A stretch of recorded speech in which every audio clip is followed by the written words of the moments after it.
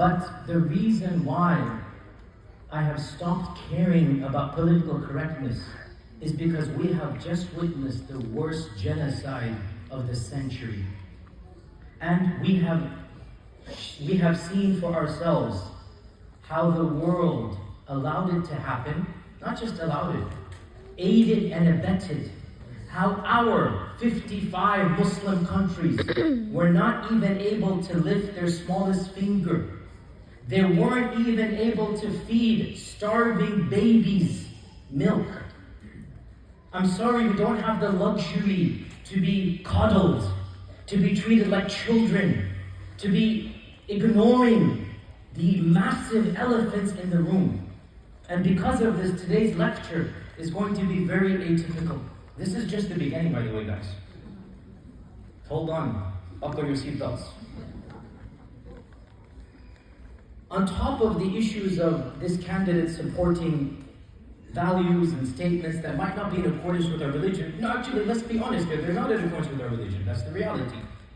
Along with that, another major issue that came up from a particular segment of our community was actually sectarian issues.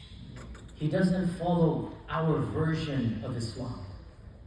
And this became another issue because of which actually senior theologians, senior clerics actually said we can't support him because he follows another interpretation of Islam.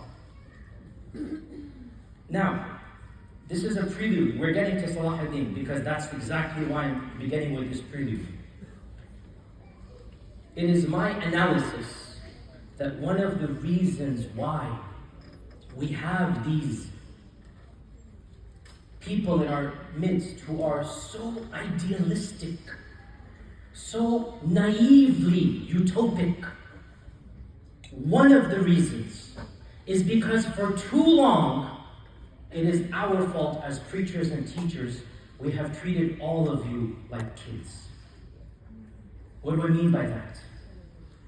I mean, what we are guilty of collectively, and wallahi this is so true, is when we teach you the past, we feel as if we should expunge the negatives.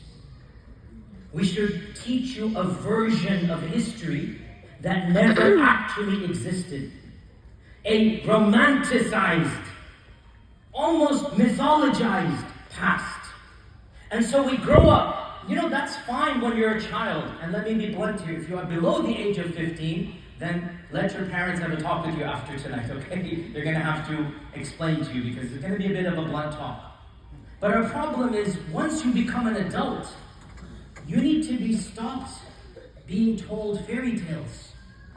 Once you become an intelligent young man and woman, you need to be told the truth as it is, especially about our history. Why?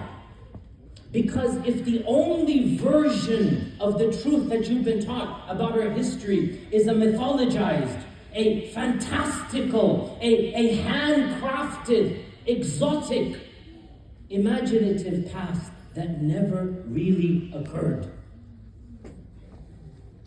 If your version of Salah ad-Din al-Ayyubi is a version that is not real, now you see where I'm heading, then when the next Salah ad-Din comes, you will be the first to get rid of him and expel him because you never learned the real one. When the next Muhammad al-Fatih comes, Sulaiman al-Qanuni comes, when the next any great political leader, because this is where the divide occurs. Romanticize as much as you want about the scholarly class. By and large, that is true. Talk as much as you want about the seerah and the sahaba. 2 thumbs up, you're correct. But when you get to political Islam, political history, when you get to the dynasties, when you get to the rise and fall of the Umayyads, the Abbasids, the Samanids, when you get to Andalusia, when you get to every single epoch and era that deals with politics, that is where we discover the brutal truth. Our religion is divine. Our history is all too human. Our religion is divine. Our history is all too human. And if we are only taught half-truths, then we will never actively revive the ummah in a politically feasible manner, the ways that it occurred for the last 13 centuries.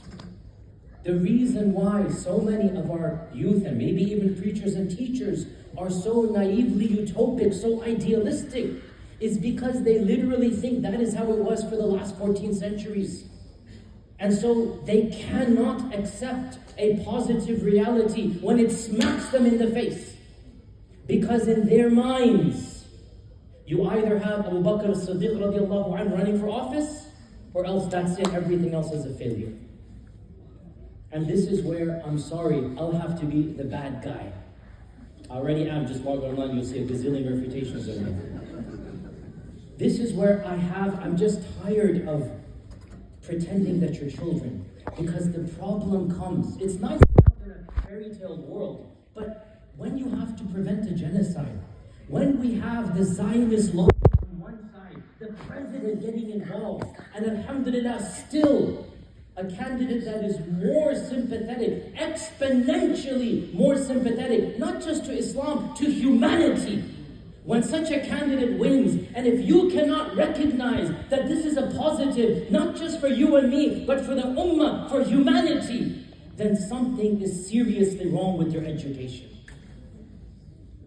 And this is why today's talk will be a little bit different.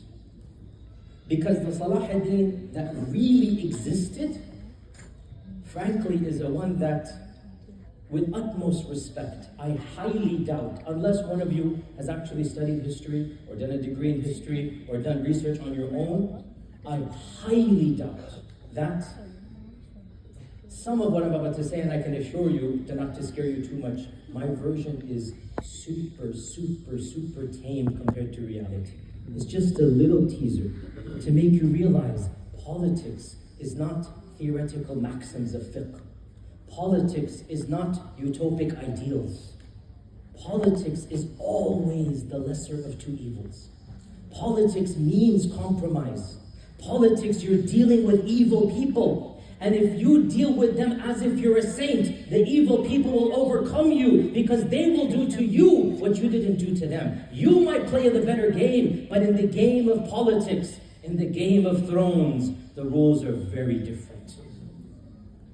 And if you don't believe me, look around you to the current world. People have been elected as presidents and prime ministers in the last decade or so, whom by and large the Muslim Ummah liked. Almost all of them were kicked out, thrown in jail, or whatever happened. Why? Because you cannot play nice. You just cannot play in an angelic world when you're surrounded by demons and devils. And if you want to accomplish something in that world, I'm not saying the Sharia changes. I'm not saying that. I'm saying just the rules of the game, the fact of the matter. You will not be successful unless you play with it by a different set of rules. And that is one of the main reasons why I have absolutely no desire to enter that world. As a student of history, as a person who has studied the past, I personally believe that, and this is a very cynical view, I understand. I personally believe that anybody who enters that realm, there will be levels of compromise that I'm not at all happy to do, personally. I don't want to do that, and so I can keep my world as pure and pristine as I want, and I am in charge of my own speech. But when you enter that world, there is no way out of it. You will have to make compromises and choose the lesser of two evils, but that still means you're doing evil. Again, don't misquote me. I am not justifying.